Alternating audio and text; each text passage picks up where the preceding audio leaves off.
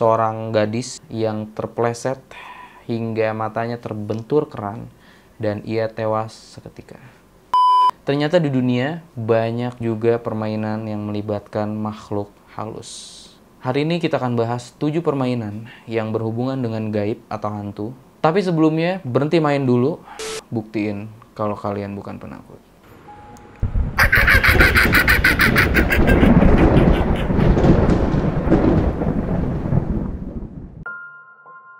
Yang pertama ada Bloody Mary.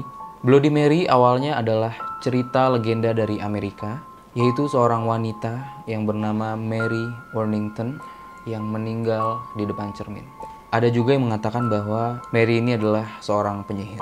Dalam cerita masyarakat Amerika, arwah Mary terperangkap di dalam cermin, dan karena terlalu lama terperangkap di dalam cermin, jiwanya menjadi marah.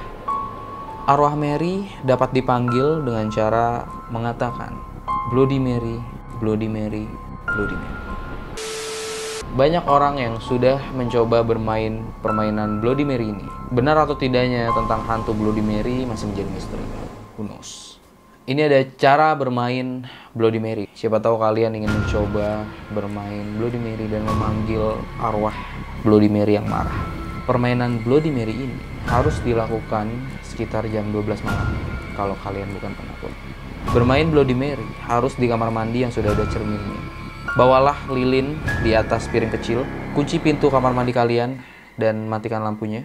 Pegang lilin yang sudah kalian nyalakan tadi sambil menghadap cermin.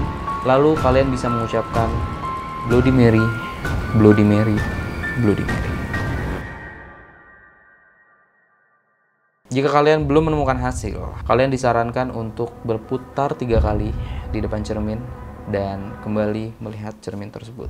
Jika kalian berhasil, kalian akan melihat diri kalian berubah menjadi Bloody Mary. Next, ada Ouija.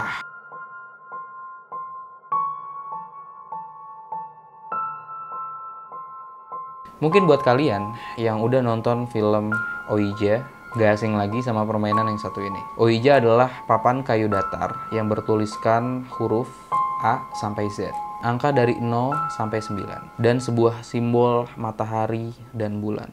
Dan juga ada indikator yang dapat bergerak atau sebuah planchet digunakan untuk menjawab pertanyaan yang ditanyakan oleh para pemainnya. Pada awalnya, papan Ouija dikenal pada abad ke-19. Nah, di masa-masa awal penemuannya, alat ini digunakan bukan untuk permainan, melainkan digunakan untuk sarana berkomunikasi dengan makhluk gaib untuk membuktikan benar atau tidaknya kemampuan papan tersebut. Elijah Bond dan Charles Skinner mengubah alih permainan ini menjadi bisnis yang ingin mereka pasarkan, dan mereka berniat untuk mematenkannya pada tahun 1890. Nah, saat mereka membawa papan Ouija ke kantor hak paten di Amerika, pihak kantor hak paten ini meminta untuk mereka membuktikan kemampuan dari papan tersebut. Jika mereka berhasil menebak nama dari salah satu petugas di kantor itu sebagai tes uji coba papan Ouija ini, mereka akan diizinkan untuk memiliki hak paten atas papan Ouija. Akhirnya mereka melakukan permainan papan Ouija ini, dan mereka berhasil menebak nama dari salah satu petugas di kantor ini. Cerita itu menyebar ke banyak orang dan membuat orang-orang pada saat itu semakin penasaran. Nah, ini adalah cara bermain papan Ouija. Sebelum mulai menghubungi makhluk dari dunia lain, buat suasana yang sesuai dengan cara meredupkan lampu, menyalakan lilin, menyalakan dupa, atau membakar menyan. Kita disarankan untuk bersikap sopan. Lalu kita bisa bermain dan menanyakan hal-hal yang ingin kita tanyakan. Ada cerita orang yang bermain Ouija. Jadi pada 2007, pria bernama Joshua membunuh seorang teman, ibu dari temannya, dan saudara perempuan temannya tersebut yang bernama Donald. Tucker ini sudah memainkan papan Ouija sekitar 45 menit sebelum kejadian pembunuhan. Jadi Tucker ini memiliki keinginan untuk menjadi seorang pembunuh berantai. Ketika dia bertanya kepada papan Ouija, siapa korban pertamanya? Jawaban papan Ouija adalah ibu dari teman yang bernama Donald. Kemudian papan Ouija itu juga berkata dia akan membunuh saudara perempuan Donald dan Donald itu sendiri. Itu dia salah satu dari cerita orang yang bermain Ouija dan berakhir dengan pembunuhan. So, next. Darumasan merupakan permainan petak umpet dengan hantu Jepang. Banyak yang menganggap bahwa permainan ini dapat membawa petaka buruk bagi siapa saja. Percaya atau enggak, permainan darumasan ini sudah terlanjur terkenal dan ditakuti. Untuk mengundang atau memainkan permainan darumasan, permainan sebaiknya dilakukan pada malam hari dan di dalam kamar mandi yang terdapat bathtub. Setelah mengisi bathtub, kalian bisa duduk di dalam bathtub dan menghadap ke arah keran air.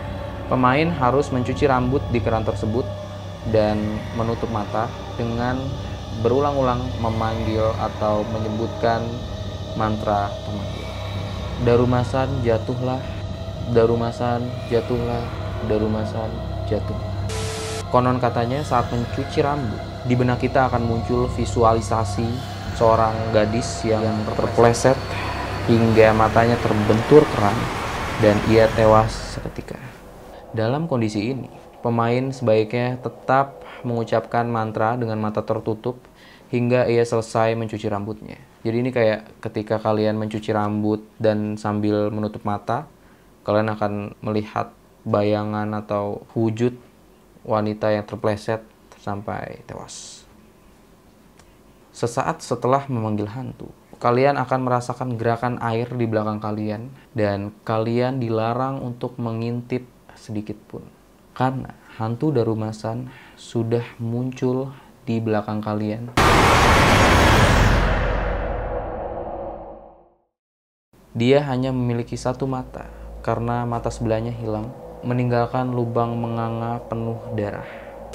Setelah melakukan proses tersebut, kalian harus turun dari bathtub dan keluar dari kamar mandi dengan mata tertutup.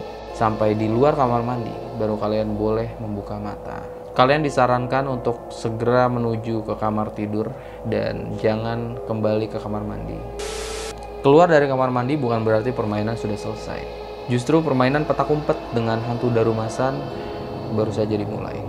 Ketika esok harinya kalian terbangun dari tidur, kalian akan merasa diikuti oleh hantu wanita bermata satu. Tapi setiap kalian mencari sosok hantu itu tuh, kalian nggak bisa ngelihat gitu.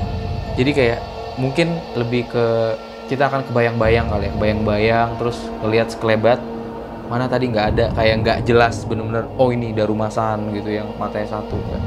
Kayak dia mungkin lewat, ih tadi kayaknya ada, kayak gitu mungkin. Untuk mengakhiri permainan tersebut, kalian harus mencari bayangan yang sering kalian lihat itu sambil berkata kita atau kupotong kau pengecut, sambil melakukan gerakan seperti memotong. Hantu tersebut akan mendekat setiap hari. Next ada Three King Cross.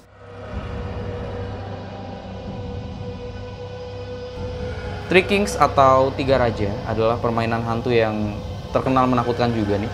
Banyak yang percaya siapa saja yang bermain Three King ini akan bisa berhubungan dengan dimensi lain. Dengan memainkan permainan ini, kemungkinan kamu bisa berhubungan dengan suatu tempat yang berada di dimensi lain yang disebut Shadow Side.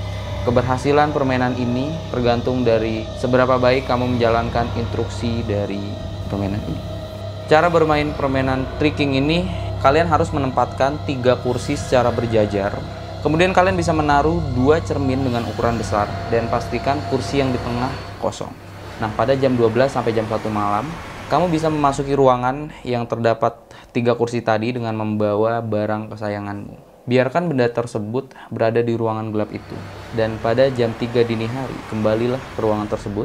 Jika kalian beruntung, kalian bisa bertemu dengan makhluk halus yang ingin berbicara dengan kalian. Next, ada The Elevator Game. Permainan elevator ke dunia lain ini berasal dari Korea Selatan. Jadi banyak yang percaya bahwa siapapun yang bermain di elevator game ini akan masuk ke dunia lain. Kabarnya, orang-orang yang telah berhasil memainkan permainan ini akan menemukan sebuah kota di mana tempat ia berasal. Namun kota itu terlihat kosong, tidak ada makhluk hidup lain di sana. selain dirinya sendiri. Beberapa orang mengatakan bahwa sangat sulit untuk kembali ke dunia nyata ketika kita sudah berada di alam lain. Nah, ini dia cara bermain di elevator game. Pastikan kamu berada di dalam sebuah gedung dengan 10 lantai atau lebih. Untuk melakukan permainan ini, kamu harus sendirian. Jika kamu bersama seseorang, permainan ini tidak akan berhasil. Pertama, kamu masuk ke dalam lift dari lantai 1. Ketika kamu berada di dalam lift, kamu harus menekan nomor dengan urutan seperti 4, 2, 6, 2, 10, 5. Ketika lift terbuka di masing-masing nomor lantai, jangan keluar. Tetaplah berada di dalam lift. Pada saat kamu berada di lantai 5, di sana akan ada seorang wanita yang masuk ke dalam lift. Jika hal ini terjadi, jangan coba-coba untuk berbicara atau mencoba berinteraksi atau melihat wanita tersebut. Jika kamu melakukannya, maka wanita ini akan membawamu ke alam gaib. Selanjutnya, tekan lantai 1. Nah, pada saat ini, lift tidak akan turun ke lantai 1. Namun, lift akan naik ke lantai 10. Disinilah kamu telah sampai ke dunia lain. Kalian bisa keluar dari lift dan mengelilingi lantai 10. Nah, tapi kalau wanita yang tadi ada di lift bertanya ke kalian, mau kemana? Ingat, kalian tidak boleh berbicara dengan wanita tersebut. Next, ada permainan dari Indonesia, Jai Langkung.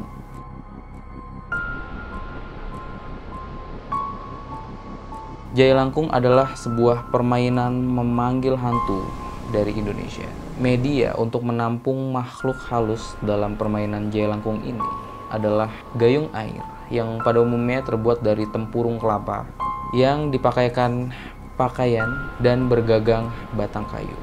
Banyak juga cerita dari beberapa orang yang pernah bermain jelangkung ini. Mereka berhasil memanggil makhluk halus dan berkomunikasi dengan makhluk halus tersebut.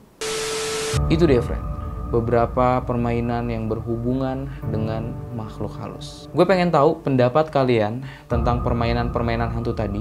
Apakah kalian percaya bahwa permainan hantu itu benar-benar ada?